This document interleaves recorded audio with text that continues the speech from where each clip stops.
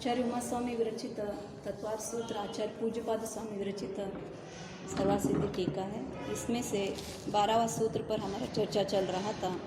जो प्रमाण है उसमें दो टाइप के प्रमाण है, ऐसे आचार्य ने बताया, प्रत्यक्ष और परोक्ष।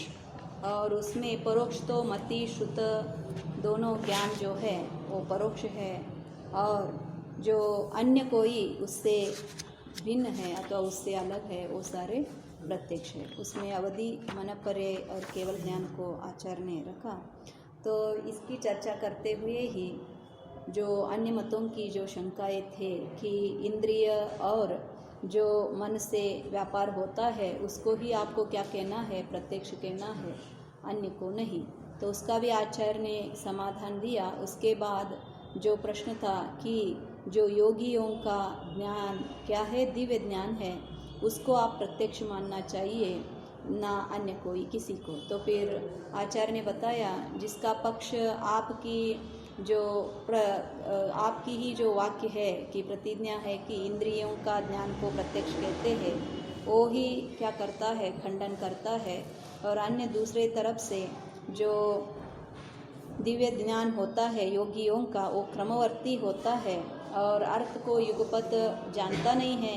चाहे एक को जानेगा, नहीं तो बहु को भी जानेगा, तो भी सबको नहीं जानता है। इसके कारण ये भी प्रत्यक्ष नहीं है, ऐसे आचार्य ने कहा। अब आगे का 75 पेज नंबर है और 180 जो व्याख्यान है उसको देखेंगे। अथवा सब पदार्थ क्षणिक है, यह प्रतिज्ञा नहीं रहती। और एक जो वाक्य क्या आ गया, जो पदार्थ है वो सारे क्षणिक है, तो फिर ज्ञान क्षणिक है अथवा स्थायी नित्य है, इसके बारे में कि अब मत का विवेचन करेंगे। ये बौद्ध मत का है, तो देखो अब अथवा सब पदार्थ क्षणिक है, यह प्रतिज्ञा नहीं रहती, क्योंकि आपके मत में अनेक क्षण तक रहने वाला एक विज्ञान स्वीकार किया गया है। जो विज्ञान आपने कहा, कौन सा विज्ञान, जो दिव्य ज्ञान है वो प्रत्यक्ष है। तो आपके हिसाब से जो सब पदार्थ क्षणिक है और जो विज्ञान आपका है वो क्षणिक न होते हुए बहुकाल तक रह रहा है, इसीलिए आपका ही जो प्रतिज्ञा सब पदार्थ क्षणिक है इसका खंडन हो जाता है। अतः अनेक पदार्थों का ग्रहण क्रम से ही होता है। तो आचार्य ने यहाँ पे भी क्या कहा, सब पदार्थों का ग्रहण करना है सर्वज्ञत्व का में, और थोड़ा थोड़ा अनेक पदार्थों को भी ग्रहण करेंगे तो सब होने के लिए अनेक अनेक अनेक अनेक ऐसा ग्रहण करना पड़ता है, और कुल मिलने के बाद क्या हो जाएगा, सब हो जाएगा।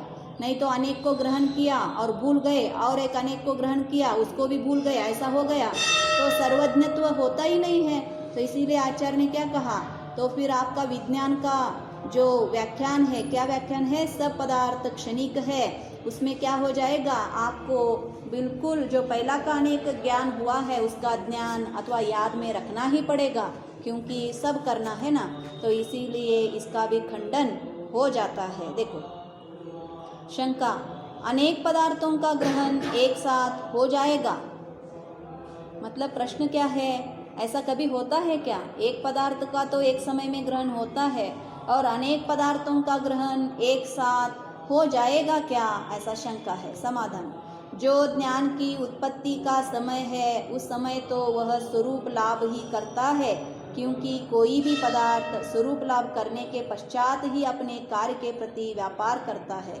आचार्य ने क्या कहा, जब ज्ञान होता है तब तो वो ज्ञान का ही ग्रहण करता है। मेनली देखा जाए, जब हमने दर्शन और ज्ञानोपयोग देखते थे तभी आचार्य ने क्या कहा, हम वस्तुओं का ग्रहण नहीं करते, हम ज्ञान का ग्रहण करते हैं। और ज्ञान कैसा है, आईना के जैसा है, और आईना में कितने क्या हो गए हैं, प्रतिफलित होते हैं, उस वस्तुओं का ग्रहण होता है। तो आचार्य ने क्या कहा यहाँ पे, जो उत्पत्ति का समय तो वह सिर्फ स्वरूप का ही लाभ कर लेता है, और बाद में उस स्वरूप के पश्चात, लाभ होने के पश्चात अपने कार्य के प्रति, मतलब जो जो वस्तुओं को जानना है उसके प्रति व्यापार करता है। तो फिर विज्ञान के बारे में ये चर्चा चल रहा है। शंका, विज्ञान दीप के समान है, आपने क्या कहा, विज्ञान दीप के समान है, मतलब दीप क्या करता है, जब अपने को जान रहा है, प्रकाश कर रहा है, उसी समय अन्य को भी प्रकाश कर रहा है या ना कर रहा है। तो यहाँ पे भी वैसा ही होना चाहिए। आप ऐसा क्यों कहा कि उत्पत्ति के समय सिर्फ अपने को जानता है और नेक्स्ट समय को अन्य को जानता है? तो फिर देखो कैसे प्रश्न है। तो विज्ञान दीप के समान है, अतः उसमें दोनों बातें एक साथ बन जाएगी। तो आपने जो एक उत्पत्ति का समय और बाद में उसका जो कार्य है वो बताया, ऐसा नहीं होना चाहिए। दोनों भी क्या होना चाहिए? ज्ञेयों को और ज्ञान को क्या जानना चाहिए? एक ही समय जानना चाहिए, समाधान नहीं, क्योंकि उसके अनेक क्षण तक रहने पर ही प्रकाश भूत पदार्थों का प्रकाशन करना स्वीकार किया गया है। दीपक का क्या कहा आचार्य ने? दीपक हाँ, उसके लिए दिखाए ना दीपक। जो ऊपर का क्वेश्चन था ना, अनेक जानता है क्या? अनेक वस्तुओं को ज्ञान एट ए टाइम जानता है क्या? प्रश्न क्या है? शंका, अनेक पदार्थों का ग्रहण एक साथ हो जाएगा क्या?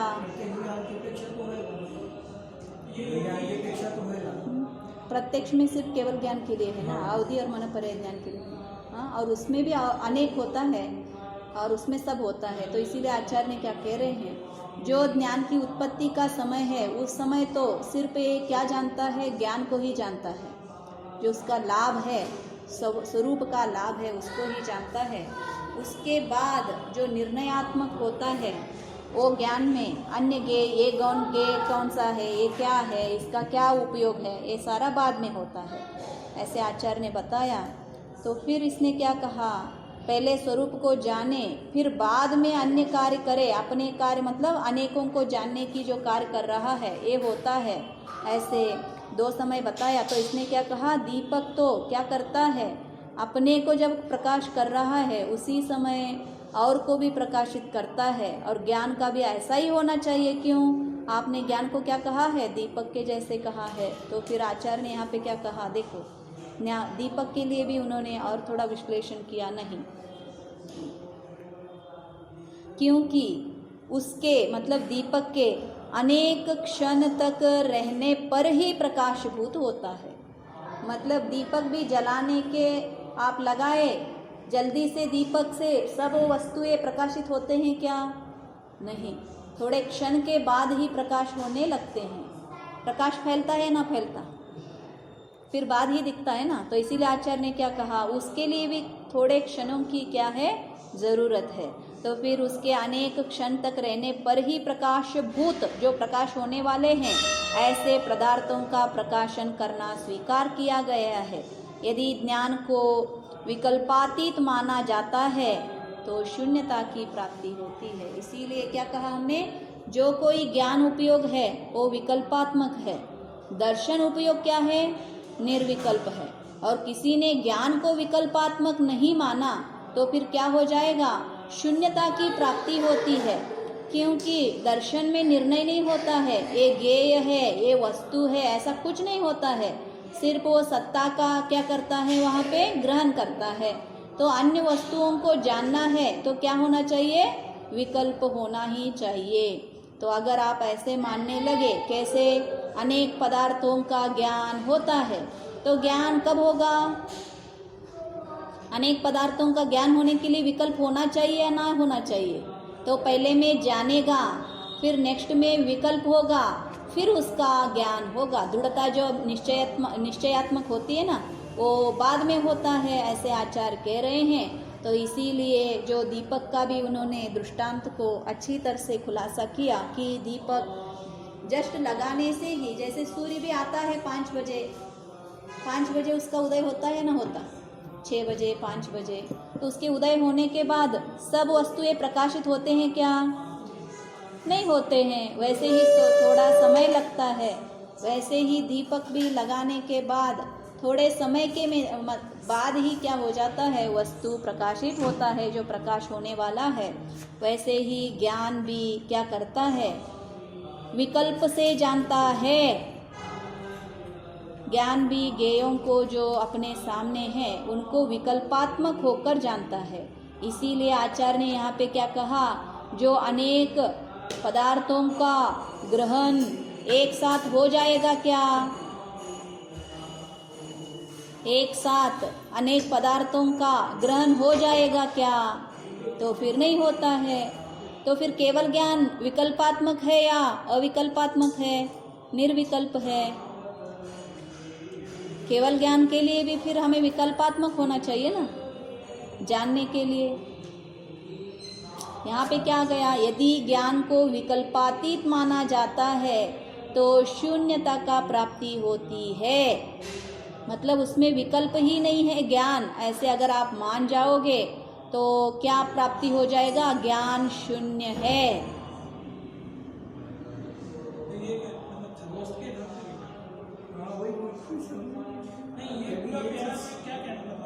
अनेक वस्तुओं का जानने के बारे में है। जैसे वो दूसरे मत ने कहा कि कुछ कहा तो आपने कहा कि सब पदार्थ क्षणिक हैं, क्योंकि आपकी वो पहला का डेफिनेशन के लिए बताया है। कौन सा? जो योगियों का दिव्य ज्ञान होता है, तो इसका खंडन करते हुए दूसरे तरफ से, ये तीसरे तरफ से बताया है। दूसरे देखो, 3 योगियों का ज्ञान जो दिव्य ज्ञान है वो प्रत्यक्ष होता है। पहले में क्या कहा? अपने उनके ही पक्ष से खंडन किया। क्या खंडन किया? दिव्य ज्ञान इंद्रियों से नहीं होता है तो वो प्रत्यक्ष नहीं है। दूसरे में किससे किया? जो अपने मत से किया। क्या किया? जो क्रम से होता है, एक को जानेगा तो क्या होगा? क्रम से, एक के बाद एक के बाद एक के जाएगा। नहीं, वो दिव्य होने के कारण युगपत एक ही समय में अनेक अर्थों को जानता है, बहुत अर्थों को जानता है। सब जानता है नहीं, लेकिन एक से ज़्यादा को जानता है। इसका खंडन करते हुए आचार्य ने क्या कहा? Even this is okay. क्या? ज्ञान एक समय में एक को जानता है, इसका तो खंडन से क्या हो गया? प्रत्यक्ष का मतलब सर्वज्ञत्व का अभाव हो गया। क्यों? क्रम से जानने के कारण अनंत जो शब्द है, ज्ञेय अनंत होने के कारण वो कभी भी पूर्ण वस्तुओं को जाना ही नहीं जाता है, इसीलिए सर्वज्ञत्व का क्या हो गया? खंडन हो गया। तो दूसरे तरफ से आप बता रहे हो कि अनेक वस्तुओं को जानता है, एक से भी ज़्यादा जान रहा है ना। अनेक सर्व नहीं है, अनेक है, बहु है। तो इसीलिए अनेक अनेक करके ज़्यादा ग्रुप से करने से एंड हो जाएगा, ऐसा उसका मान्यता है। तो फिर क्या कहा उसको भी आचार्य ने? जैसे आपने क्या कहा है, एक जो विज्ञान होता है वो 2 वस्तुओं को एट ए टाइम ग्रहण नहीं करता है। ज्ञान का डेफिनेशन क्या है? एक ज्ञान, जो ज्ञान की पर्याय उत्पत्ति होती है ना, वो पर्याय में वो एक ही वस्तु को जान सकता है, ज़्यादा वस्तुओं को जान नहीं सकता है। ये किसका है मत? ये बौद्ध मत है। बौद्ध मत में ऐसा माना जाता है, जो विज्ञान है वो एट ए टाइम को एक वस्तुओं को जानता है। अगर 2 पर्याय एट ए टाइम ज्ञान की उठ रहे हैं, समझो, वो 2 ज्ञान पर्याय एक वस्तु को नहीं जान सकते हैं। एक ज्ञान 2 को नहीं जान सकता, 2 ज्ञान एक वस्तु को नहीं जान सकते, दोनों मिलकर। 2 ज्ञान एक वस्तु को नहीं जान सकते। हाँ, तो देखो पढ़ो, पेन पेपर देंगे तो मैं बताऊंगी। जिस प्रकार एक विज्ञान 2 अर्थों को नहीं जानता है, उसी प्रकार 2 विज्ञान एक अर्थ को नहीं जानता है। मतलब उनके हिसाब से क्या है? ज्ञान का एट ए टाइम 2 पर्याय उठ गए हैं, मल्टी थ्रेडेड हो गई है। मालूम हो रहा है? इवन आप मल्टी थ्रेडेड काम करोगे, दोनों भी थ्रेड एक ही काम में काम करेंगे क्या? एक ही वस्तु में काम कर सकते हैं क्या? 2 थ्रेड करेंगे तो क्या आ जाएगा? प्रॉब्लम क्या हो जाएगा? झगड़ा हो जाएगा, राइट। सो निर्णय नहीं हो जाएगा वहाँ पे। आपको हैंडशेक तो करना ही पड़ेगा। ये आधा एक काम करना है और 2 व्यक्ति करना है, तो दोनों भी एक ही काम करेंगे, अथवा जो एक काम में बंटवारा कर सकते हो तो बंटवारा करके पूर्ण करेंगे, बंटवारा करके पूर्ण करेंगे। तो वैसे ही यहाँ पे आचार्य क्या कर रहे हैं? और एक ही थ्रेड एट ए टाइम 2 काम कर सकता है क्या? ये युगपत की बात है। क्रम का तो हम जानते ही हैं, एक के बाद एक करता है, लेकिन जो एक ज्ञान है एट ए टाइम 2 काम कर सकता है क्या? नहीं कर सकता। वैसे ही 2 थ्रेड मिलकर एट ए टाइम एक ही काम कर सकते हैं क्या?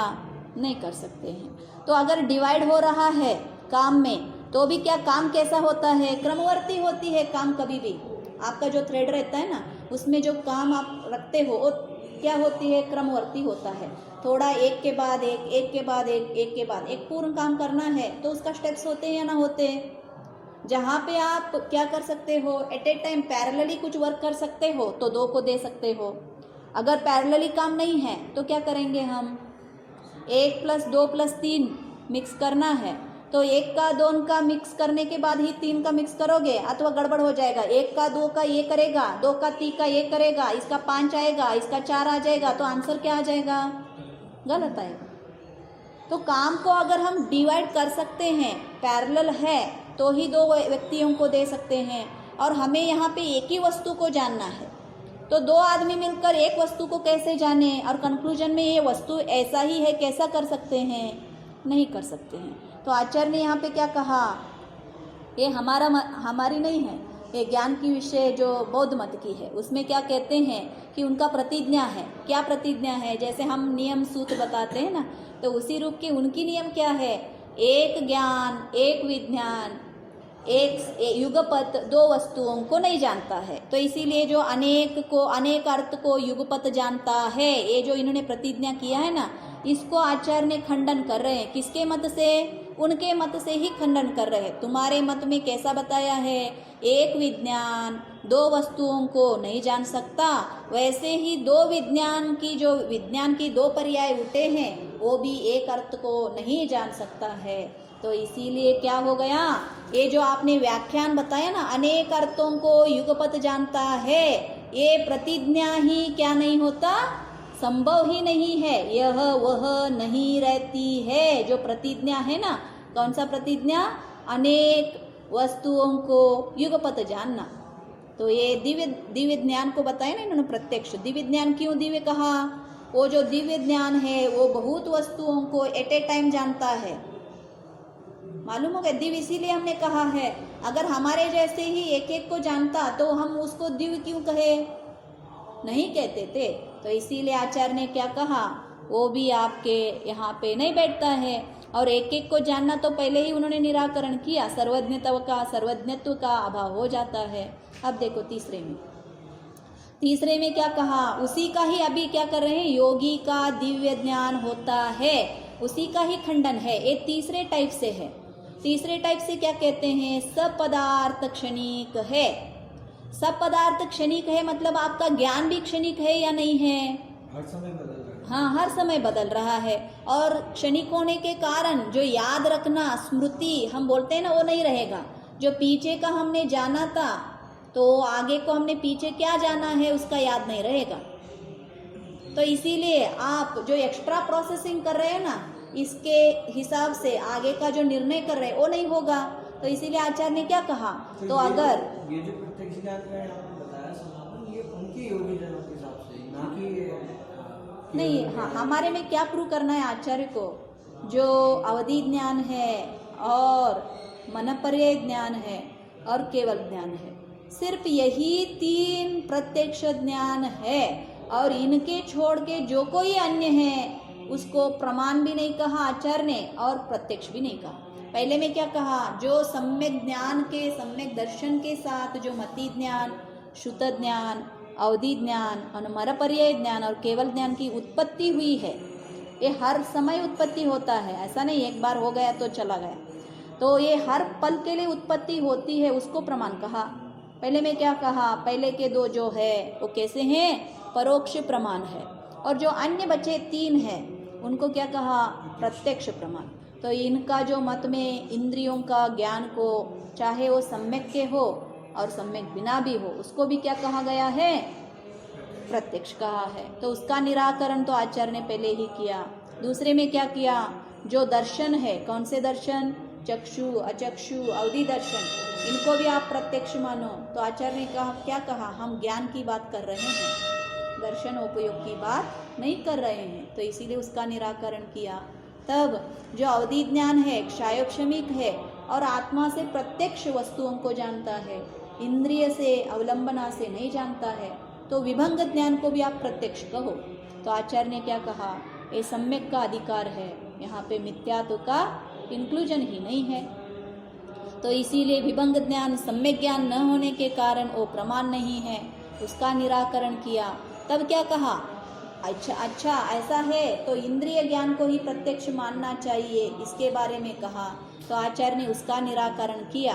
तब एंड में कहता है तो योगियों का जो ज्ञान होता है वो कैसा होता है? प्रत्यक्ष होता है। क्यों? वो दिव्य ज्ञान है, न इंद्रिय से होता है न किसी अन्य के अवलंबना से होता है। तो इसीलिए दिव्य ज्ञान को आप प्रत्यक्ष कहो। तो आचार्य ने क्या कहा? पहले में उसी एक वाक्य का खंडन यहाँ तक हो रहा है। पहले मत के अनुसार क्या हो गया? इंद्रिय का ज्ञान प्रत्यक्ष कहा जाता है और दिव्य ज्ञान प्रत्यक्ष नहीं है, क्यों? इंद्रिय गम्य नहीं है। तो उसका निराकरण किया। दूसरे से हमारे मत से किया, क्या कहा? जो पूर्वोक्त लक्षण वाला जो आपने दिव्य ज्ञान कहा वो सर्वज्ञत्व का अभाव है, दोष है, और प्रतिज्ञा का क्या करता है? खंडन करता है। मतलब बहुत सारे सूत्रों का, नियमों का खंडन करती है। पहले में क्या कहा? सर्वज्ञत्व का अभाव करने के लिए अगर एक एक को अपनी दिव्य ज्ञान जान रहा है तो अनंत वस्तुओं को जान नहीं सकता है, इसीलिए सर्वज्ञत्व का अभाव हो गया। और दूसरे में क्या कहा? अनेक वस्तुओं को युगपत जानता है, तो ये भी क्या है? आपका प्रतिज्ञा का ही खंडन है। मालूम हो गया? क्यों? क्योंकि आपकी प्रतिज्ञा क्या है? एक ज्ञान दो वस्तुओं को युगपत जान नहीं सकता है। अगर आप ऐसे मान रहे हो कि दो ज्ञान की पर्याय उठकर दो दो वस्तुओं को जान रहा है अथवा एक को जान रहा है, तो वो भी आपकी खंडन है। क्यों? आपकी प्रतिज्ञा में, आपके सूत्र में ही कहा गया है। तो इसीलिए जो अनेक वस्तुओं को युगपत जानता नहीं होता। ये आप भी याद रखना। हमारे जैन धर्म में भी छद्मस का ज्ञान हमें लगता है हमने एट ए टाइम बहुत सारे वस्तुओं को जाना है, लेकिन अंदर में उपयोग एक वस्तुओं को एक समय एक ही वस्तु को जान सकता है, बहुत वस्तुओं को नहीं जानते। अब आप मति ज्ञान में बताएंगे, अब जाके क्या कहेंगे? बहुविध, क्षिप्र, अनिश्रुत, अनुक्त सब जानता है। मति ज्ञान बहु को जानता है, बहुत वस्तुओं को जानता है, लेकिन बहुत जानेगा, लेकिन कैसे जानेगा? युगपत नहीं जानेगा। बहुओं को एक एक करके बहु बनाएगा। क्यों? उसके पास स्मृति है ना, याद है, तो इसीलिए याद को रखता है, उसमें स्टोर करता है। स्टोर करने के कारण उसका बहु ज्ञान हो जाता है। लेकिन ऐसा नहीं एट ए टाइम बहुत जानता है। मालूम होगा? ये युगपत शब्द है, इसका मीनिंग बताते हुए आचार्य यहाँ पे समाधान कर रहे हैं। तो फिर शंका और से करता है, तो अनेक पदार्थों का ग्रहण एक साथ हो जाएगा? नहीं, ये उनने बोला क्या? मतलब से अपन ने बोला कि एक समय में एक ही पदार्थ का ग्रहण कर पाओगे, तो उन्होंने कहा कि हम एक समय में अनेक पदार्थों का ग्रहण करेंगे। यहाँ पे प्रूव हो रही है ना, योगियों का जो दिव्य ज्ञान है वो कैसा है? प्रत्यक्ष है। क्यों प्रत्यक्ष है? और सर्व वस्तु को जानेगा ना, प्रत्यक्ष है मतलब। तो फिर अगर आप योगियों का ज्ञान को प्रत्यक्ष मान के बैठ गए तो क्या होगा? सर्वज्ञत्व का खंडन होगा। आचार्य ने बताया पहले में। क्यों? सर्वज्ञ भगवान क्या करते हैं? एट ए टाइम सभी को जानते हैं, इसीलिए उनका ज्ञान दिव्य है। आपका ज्ञान दिव्य क्यों नहीं है? क्यों? आपका ज्ञान में क्या प्रॉब्लम है? एक के बाद एक जानते हो और अनंत होता नहीं है। तो दूसरे में क्या कहा? नहीं, दिव्य ज्ञान में हम सब नहीं जानते, लेकिन बहुत सारे वस्तुओं को एट ए टाइम जानते हैं। ऐसे बहुत करने के कारण हमारी क्या कंप्लीटनेस हो जाएगी? सर्व वस्तुओं का जानने का हो जाएगा, ऐसे बता रहे हैं। तो आचार्य ने क्या कहा? जो छद्मस्त है वो सर्व वस्तुओं को एट ए टाइम जान ही नहीं सकता है, तो उसी का ही खंडन पहले में किया, दूसरे में भी वही कर रहे हैं। दूसरे में क्या कहा उन्होंने? सब पदार्थ क्षणिक है। एक इसका मत है, बौद्ध मत है। और इसके हिसाब से देखा जाए सब पदार्थ मतलब ज्ञान भी पदार्थ है या नहीं है? तो ज्ञान भी क्षणिक है, वस्तु भी क्षणिक है। तो फिर आचार्य ने बताया, तो फिर पदार्थों का ग्रहण क्रम से ही होता है। अनेक पदार्थों का क्या कहा? मत में अनेक क्षण तक रहने वाला एक विज्ञान स्वीकार किया गया है। मतलब आपका प्रतिज्ञा क्या है? सब पदार्थ क्षणिक है। और आपने क्या कहा? जो विज्ञान है बहुत पदार्थों को जानने तक भी आपका विज्ञान क्या रह रहा है? नित्य रह रहा है। क्यों? क्योंकि अनेक पदार्थों को जानना है ना, तो इसीलिए पदार्थ कभी भी क्रमशः क्रमवर्ती ही होते हैं। तो ये क्या कहता है?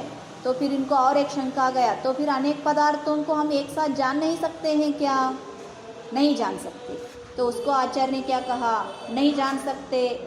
क्यों? देखो, जो ज्ञान की उत्पत्ति का समय है उस समय तो वह स्वरूप लाभ ही करता है। मतलब सिर्फ अपने ज्ञान को ही जानता है, मतलब दर्शनोपयोग चलती है पहले में, और दर्शनोपयोग में क्या ग्रहण होता है? सिर्फ सत्ता का ग्रहण होता है। नेक्स्ट समय जो है तब ज्ञान कार्य करने को आरंभ करता है। जो ज्ञान में झलका है ना, उसका निर्णय कौन करेगा? ज्ञान करेगा। दर्शन सिर्फ सत्ता का दर्शाएगा और ज्ञान उसका ग्रहण विशेष का, जो किस किस को देखा, क्या क्या किया, ये क्या है, ये क्या नहीं है, ये सारा करने वाला कौन है? ज्ञान है। इसीलिए ज्ञानोपयोग को कभी भी विकल्पात्मक कहा है।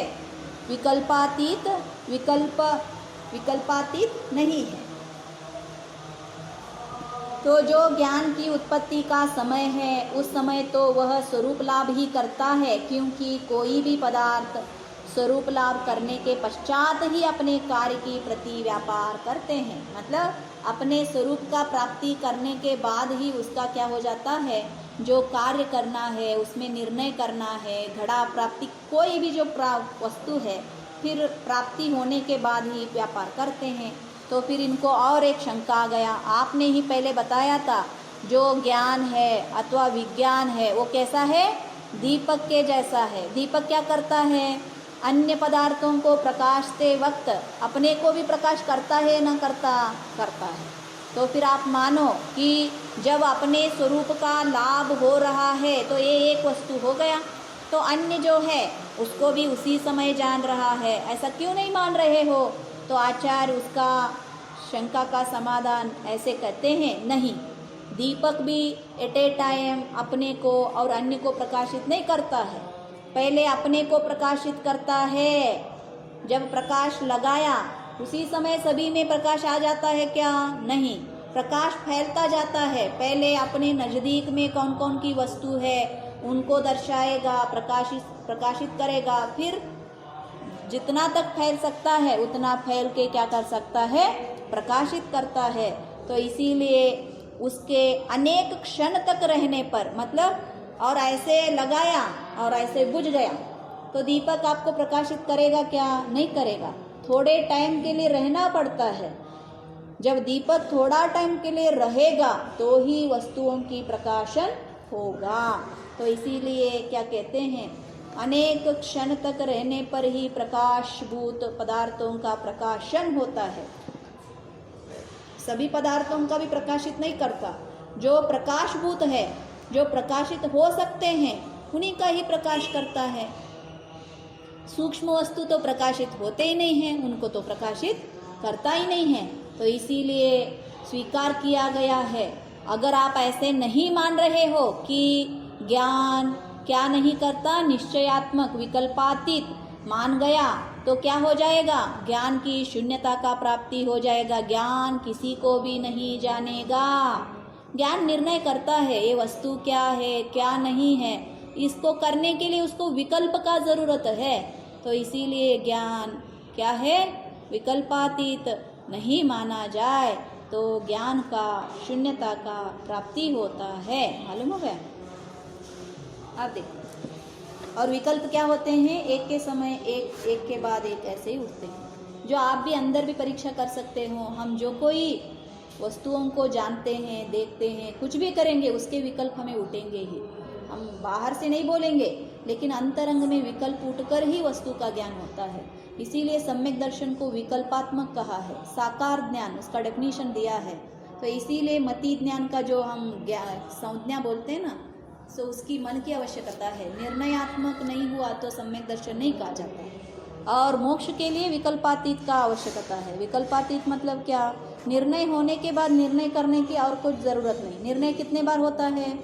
एक बार होता है। निर्णय होने के बाद अब उसमें बैठना है, स्थिर होना है। स्थिर होने के बाद, स्थिर होने के लिए निर्णय किया और फिर से ज़रूरत नहीं। एक बार निर्णय किया, शादी करने से पहले निर्णय होता है या शादी करने के बाद होता है?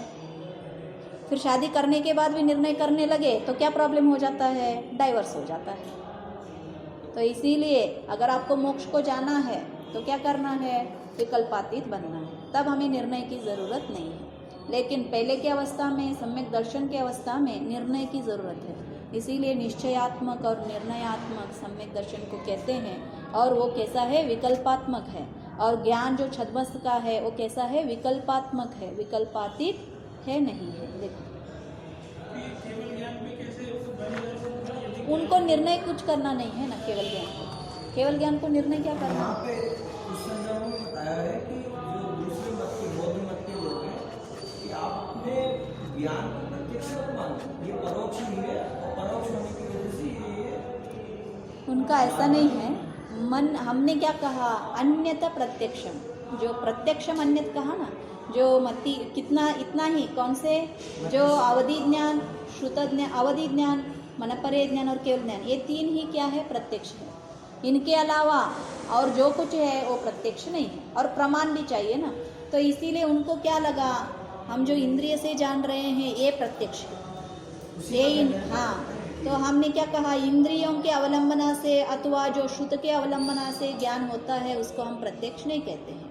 आत्मा से डायरेक्टली जो कोई जानता है, आत्मा जानने का चीज़ है ना, जो ज्ञान है उसमें खुद की ज्ञान से क्या करता है, वस्तुओं को जानता है, तो हम उसको क्या कहते हैं, प्रत्यक्ष। तो उसमें वो तीन ही आते हैं, कौन से, मनपरे ज्ञान, अवधि ज्ञान और क्षयक्षण। तो बेसिकली वो यही कह रहे हैं ना कि बौद्ध मत वाले ये मान रहे हैं कि हमारा ज्ञान जो प्रत्यक्ष है, पर उनका आप ये समाधान कर रहे हैं कि हाँ, वो ज्ञान प्रत्यक्ष प्रत्यक्ष नहीं है, ये परोक्ष ही है। हाँ। और परोक्ष है तो इसकी ये लक्षण है, हाँ, और प्रमाण भी नहीं है, वो प्रमाण भी नहीं है। क्योंकि सर्वज्ञत्व का बिना, और पहले ही कहा ना, आगम का ज्ञान प्रमाण कब बन जाएगा, वो तो परोक्ष ही है। क्यों, आगम बिना प्रत्यक्ष ज्ञान पूर्वक होता ही नहीं है। किसी ने देखा होगा तभी अगर लिखेंगे तो आप मानोगे ना, नहीं तो कोई इमेजिन करके राइट, जैसे लिखते हैं आजकल सीरियल सारे पहले ही लिखते हैं ना, ये सारा काल्पनिक है, लिखते हैं ना, प्रत्यक्ष नहीं है, पहले ही सारा देते हैं ना डेफिनेशन, ये जो कहानी हम बता रहे हैं ये काल्पनिक है। तो जो आगम अगर काल्पनिक होगा तो हम आगम को, काल्पनिक को आगम नहीं मानेंगे। किसी ने प्रत्यक्ष से उसको देखा है, अदृष्टम, ये इसका भी आपका श्रवकाचार्य में भी आता है ना, जो 9वां सूत्र है आचार्य का, क्या है, आगम का डेफिनेशन देते हुए क्या बोलते हैं, अदृष्टम लिखा है ना, जो आगम है, अदृष्ट मतलब बिना देखे हुए नहीं लिखा है, जो सारा दृष्ट है उसी के, मतलब जो देखा है केवल ज्ञानी ने वही बताया है, अपने मन से नहीं कहा है। तो इसीलिए इसका भी क्या हो गया, जो प्रत्यक्ष पूर्वक ही आगम होता है, और आगम परोक्ष है, और प्रत्यक्ष क्या है, सिर्फ अवधि ज्ञान, मनपरे ज्ञान और केवल ज्ञान। अब देखो थोड़ा सा कठिन है, आचार्य का सारा निरूपण ऐसे ही नहीं, अभी क्लियर हुआ। वो एक्चुअली ये समझ लेते होंगे कि वो प्रत्यक्ष की अपेक्षा ही बता रहे हैं। नहीं, उनका खंडन कर रहे हैं। उनका खंडन कर रहे हैं, वो भी उनका ज्ञान ही परोक्ष है, जो मतलब वो पर वो प्रत्यक्ष मान भी बैठे हैं। हाँ, उनका डेफिनेशन भिन्न है ना, प्रत्यक्ष का डेफिनेशन, उनको उन्होंने क्या कहा, निराकरण किया। अब देखो ये बताएंगे इनका क्या कहे, विशेषार्थ। विशेषार्थ, इस सूत्र में कौन कौन ज्ञान प्रत्यक्ष है यह बतलाया गया है। प्रसंग से इसकी टीका में इन विशेषताओं पर प्रकाश डाला गया है। पहला का अक्ष शब्द का अर्थ बताया, प्रत्यक्ष शब्द की उत्पत्ति बताया, फिर अक्ष शब्द का अर्थ इंद्रिय या मन को निमित्त कर प्रत्यक्ष शब्द का लक्षण करने पर क्या दोष आता है इनका निर्देश किया। चौथे में आगम से सर्वज्ञता नहीं बनती, किंतु आगम प्रत्यक्ष ज्ञान पूर्वक ही प्राप्त होता है, इसका निर्देश किया। फिर पांचवें में जो कोई है वो बौद्धों की है, बौद्धों के द्वारा माने गए प्रत्यक्ष के लक्षण को स्वीकार करने पर क्या दोष प्राप्त होता है इसकी चर्चा किया। फिर सातवें में प्रसंग से बौद्धों के यहाँ सर्वज्ञता कैसा नहीं बनती और प्रतिज्ञा हानि दोष कैसा आता है इसका निर्देश किया। दोनों भी जो हमने 180 और 179 जो पढ़ा वो दोनों भी बौद्ध मत के अनुसार है।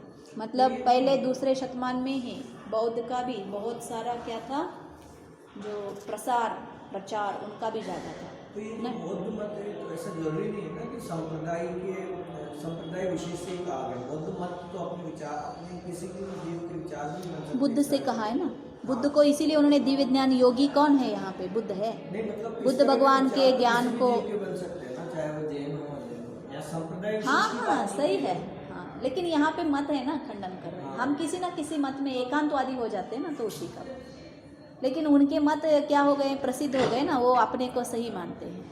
अब हमारे में क्या हो जाता है, फैलाव था, इसलिए उस हाँ, समय पे इसका वो किया। ज़्यादा वैदिक धर्म तो जीरो हो गई थी। वैदिक धर्म देखो आचार में ज़्यादा पड़ गए ना, लोग स्वीकार नहीं करेंगे। ये तत्व के हिसाब से आ गए ना।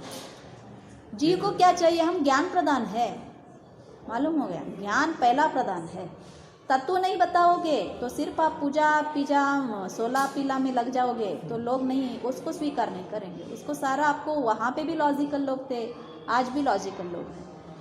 तो इसीलिए तत्वों का ज़्यादा महत्व है। जब तत्व का स्वीकार होगा, साइंस क्यों इतना फैला है आजकल। वहाँ पे बैठे अंकल जी कट्टा पे, चेयर है पीछे थे, नहीं स्टूल चाहिए क्या? स्टूल है, स्टूल।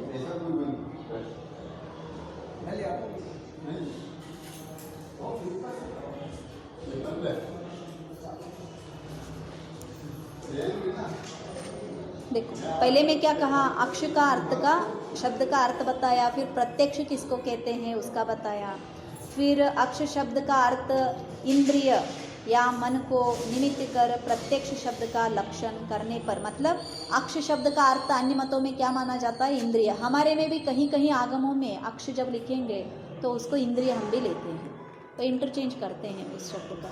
तो शब्द का अर्थ इंद्रिय और मन को करके प्रत्यक्ष मानेंगे तो क्या दोष आता है, उसका निर्देश किया। और आगम से सर्वज्ञता का मतलब आगम पढ़ के हम सर्वज्ञ बन जाएंगे। जिसने वेद पूर्ण पढ़ा है वो सारा आगम, उसको क्या कहेंगे, हम सर्वज्ञ कहेंगे। शुद्ध केवली है लेकिन उनको हम सर्वज्ञ कहते हैं क्या, नहीं कहते हैं। तो इसका उन्होंने आचार्य ने निराकरण किया। और आगम किसको कहा जाता है, जो प्रत्यक्ष ज्ञान पूर्वक होता है उसको ही आगम कहा जाता है, अन्य को नहीं। फिर वैसे ही बौद्धों के द्वारा क्या माना जाता है, जो कोई योगियों का दिव्य ज्ञान है उसको प्रत्यक्ष मानेंगे। क्यों, जैसे आपका जो जिन्होंने निराकरण किया है क्या, इंद्रियों के साथ, इंद्रियों के अवलंबना से जो ज्ञान होता है वो प्रत्यक्ष नहीं है, वो परोक्ष है। और जो योगी का ज्ञान है वो क्या है, इंद्रियों के अवलंबन से नहीं होता है और दिव्य है, इसीलिए उसको प्रत्यक्ष मानेंगे। तो उसको निराकरण करने के लिए आचार्य ने क्या किया, 3 प्रमाणों को दिया है। पहले तो न्यायिक मतों के अवलंबना से उसका निराकरण किया, खंडन किया। दूसरे में क्या किया, जैन मत के अनुसार। और तीसरे में अपने ही प्रतिज्ञा, बौद्ध मत की प्रतिज्ञा से ही उनकी प्रतिज्ञा का खंडन किया। पहले में क्या कहा कि अनेक वस्तुओं को दिव्य ज्ञान युगपत जानता है, इसको बताया। तो आचार्य ने क्या कहा, अनेक वस्तुओं को दिव्य ज्ञान युगपत नहीं जानता है। क्यों, आपका ही प्रतिज्ञा है। क्या प्रतिज्ञा है, जो विज्ञान है वो 2 अर्थों को एक समय में नहीं जानता है। तो वहाँ पे ही आपकी प्रतिज्ञा का खंडन हुआ। तो फिर दूसरे में क्या कहा, सब पदार्थ क्षणिक है, लेकिन आपका ज्ञान तो क्षणिक नहीं दिख रहा है। क्यों, ज्ञान तो एक के बाद ऐसे करके अनेक वस्तुओं को जान रहा है, तो ज्ञान आपकी क्षणिक नहीं है। इससे भी प्रतिज्ञा हानि हो गई। तो फिर और एक शंका उठ गया, क्या ज्ञान अनेक पदार्थों को एट ए टाइम नहीं जान सकता है। तो आचार्य ने उसके लिए उत्तर क्या दिया, नहीं जानता। क्यों, ज्ञान की जो जानने की प्रोसेस कैसी होती है, पहला अपने स्वरूप को जानता है, फिर क्या करता है, जो स्वरूप की लाभ होने के बाद विकल्पात्मक रूप होकर अन्य को जानता है। तो इसके लिए उन्होंने क्या प्रश्न किया, नहीं ऐसा कैसा होता है, आपने तो पहले ही बताया था विज्ञान दीपक के जैसा है। जैसे दीपक अपने को भी प्रकाशित करता है और उसी समय अन्य को भी प्रकाशित करता है। तो आचार्य ने क्या कहा, नहीं, दीपक भी एक एट ए टाइम अन्य को प्रकाशित नहीं करता। पहला दीपक लगाएंगे, थोड़े टाइम के लिए लगेगा, फिर जब तक थोड़े टाइम के लिए नहीं रुकता तब तक वो किसी अन्य को प्रकाशित नहीं करता। रुकने के बाद जो प्रकाशभूत वस्तुएं हैं उनको प्रकाशित करता है। ऐसे ही ज्ञान भी कैसा है, विकल्पात्मक है, विकल्पातीत नहीं है। अगर विकल्पात्मक नहीं मानेंगे तो ज्ञान की क्या प्राप्ति हो जाएगा, शून्यता का प्राप्ति हो जाएगा। ज्ञान किस काम की है फिर, जानेगा छोड़ेगा, जानेगा छोड़ेगा, जानेगा छोड़ेगा। हम भी बोलते हैं ना, किसी को कुछ याद नहीं है तो हम क्या बोलते हैं, तुम्हारे में थोड़ा सा ज्ञान है क्या? हम जान रहे हैं किसके कारण, किसके लिए हम जान रहे हैं? पहले तो निर्णय करने के लिए, बाद में याद रखने के लिए। कुछ देखा है, कुछ जाना है, उसका याद ही नहीं रखा तो जानने की क्या फायदा है? जीरो हो गए ना। तो इसीलिए आचार्य ने क्या कहा, फिर तो ज्ञान शून्यता की प्राप्ति कर लेती है। तो इसी हाँ, इसीलिए उनका मेन जो तत्व है, मोक्ष को भी शून्य मानते हैं। उनका मोक्ष शिला पिला कुछ नहीं है। जीव का मोक्ष होना मतलब क्या? फुल इनविजिबल एग्जिस्टेंस खत्म हो जाना। क्यों? दुख किसके कारण है? एग्जिस्टेंस है, इसके कारण तो है। तो फिर जीव की उत्पत्ति भी मानते हैं। हाँ, उत्पत्ति मानते हैं ना। तो वो यही तो बहुत सारा इलॉजिकल है। क्वेश्चन के आंसर वहाँ पे प्राप्ति नहीं होते हैं। वहाँ पे बहुत सारे पीछे का डिफाइन तो कैसे करेंगे? अगर ज्ञान अगर आपका क्षणिक है तो नेक्स्ट टाइम में अन्य का वस्तु का निर्णय करना है ना, हम उसको क्या कहते हैं? प्रत्यभिज्ञान बोलते हैं जैन धर्म में। प्रत्यभिज्ञान मतलब आगे का निर्णय करने के लिए पीछे का हम उपयोग करते हैं वस्तु का। तो वो ज्ञान ही नहीं बैठ जाएगा तो आगे का भी निर्णय कैसा हो सकता है? नहीं हो सकता है। स्मृति होना ही चाहिए, बिना स्मृति की वस्तु का निर्णय होता ही नहीं है। तो क्या है? स्मृति, स्मृति, हाँ, ज्ञान का है। ये तो पुलिगल में देखा जाता। स्मृति क्या, कहाँ पे देख रहे हैं? अब देखो अपना जो भी आप भर देते हो उसमें टेप में, हाँ हाँ, वो याद रखता है। याद मतलब क्या? हाँ, तो प्रमिति जो ज्ञान गुण है वो पुलिगल की क्रियाएं ही आत्मा के साथ लगी हुई है ज्ञान। बाकी स्मृति आत्मा का ज्ञान नहीं है, क्योंकि जब भगवान केवली भी जब देखते हैं तो उसे याद नहीं रखते। देखा और खत्म, याद नहीं रखते। याद रखेंगे तो गए काम से। उनको याद रखने की आवश्यकता नहीं है ना। आवश्यकता किसी को भी नहीं। क्यों? हमें है वस्तु का निर्णय करना। इसीलिए आचार्य ने कहा ना, यदि ज्ञान को विकल्पातीत मान के बैठ गए तो शून्यता की प्राप्ति होगी। क्यों? ज्ञान एट ए टाइम सबको नहीं जानता है, एक को जानता है। तो वस्तु का निर्णय करने के लिए वस्तु में बहुत गुण है, तो हर एक गुणों को एक एक को जानेगा। हाँ, इसीलिए तो उसको दिव्य कहा है। दिव्य क्यों कहा? एट ए टाइम सबको जान रहा है। मालूम हो रहा है आपको? सबको एट ए टाइम जान रहा है। हाँ, यही तो ज्ञान है। ज्ञान भिन्नता है ना ज्ञान में। छदमस्त का ज्ञान में और केवली का ज्ञान में भिन्नता क्यों बताया? इसी के कारण ज्ञान उसी में भी जान रहा है और हमारे में भी जान रहा है, ये नहीं बात है। लेकिन लिमिटेशन लग गई ना उसमें और हमारे में। तो वो लिमिटेशन के लिए, निर्णयात्मक होने के लिए जो ज्ञान को क्या करना पड़ता है? स्मृति की अवलंबना है। आगे बताएंगे अभी। छद्मस्त की अपेक्षा बात चल रही है। इवन अवधि ज्ञान में, मन पर्याय ज्ञान में स्मृति का उपयोग होती है। स्मृति का उपयोग नहीं होगा तो वस्तु का निर्णय नहीं होगा। बौद्ध मत का खंडन करने के लिए इनकी छद्मस्त की ज्ञान तो आगे इसीलिए मति ज्ञान की बात करेंगे आचार्य। इसका लिंक है वहाँ पे, जो विकल्पात्मक होता है ज्ञान, इसको बताने के लिए आगे क्या कहेंगे? मति, स्मृति, जो अभिनिबोध क्या क्या है ना, 4-5 मति, स्मृति, संज्ञा, चिंता, अभिनिबोध इत्यनर्थांतरम। उसका ही मति ज्ञान को ही हम ये सारा नाम देते हैं। स्टोरेज है, मति ज्ञान का स्टोरेज है ना। स्टोरेज क्या है? शैक्षणिक क्यों कहा? पुद्गल तो उपयोग करता है वो भी स्टोर करने के लिए, पुद्गल का ही अंश है। हम ये नहीं कह रहे स्मृति ज्ञान नहीं है। हाँ, वो तो भिन्न भिन्न के हिसाब से है, लेकिन मेन तो इतना ही है, 5 है। उसके हिसाब से अब 360 करेंगे। इंद्री के, आंख के करेंगे, नाक के करेंगे, इन सभी का करके करेंगे वो। अब देखो ये विशेषार्थ आज फिनिश करेंगे, कल आगे का देखेंगे। तीसरी बात को स्पष्ट करते हुए जो कुछ लिखा है उसका भाव यह है कि प्रत्यक्ष ज्ञान को इंद्रिय निमित्तक या मन निमित्तक मानने पर सर्वज्ञता नहीं बनती। वेद ही भूत, भविष्यत, वर्तमान, दूरवर्ती, सूक्ष्म इत्यादि अर्थ को ज्ञान करने में समर्थ है। वेद मतलब क्या? आगम उन्होंने कहा था ना, उस आगम के हिसाब से यहाँ पे वेद लिया है।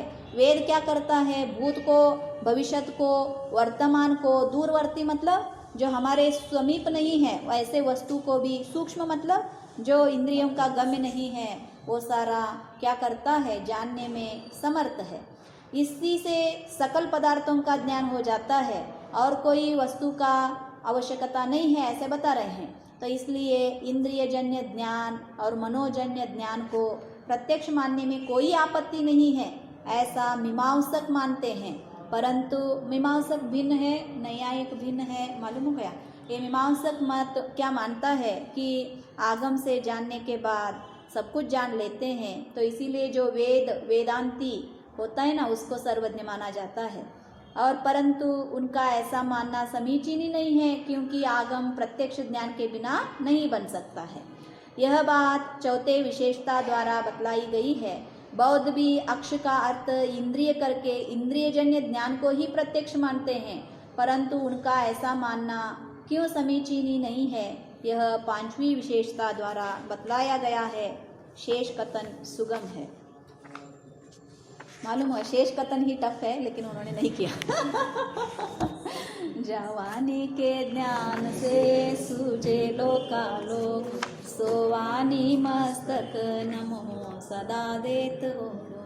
हे जिनवानी भारती तो है जपो दिन रैन, जो तेरे शरणा गए सो पावे सुख चैन।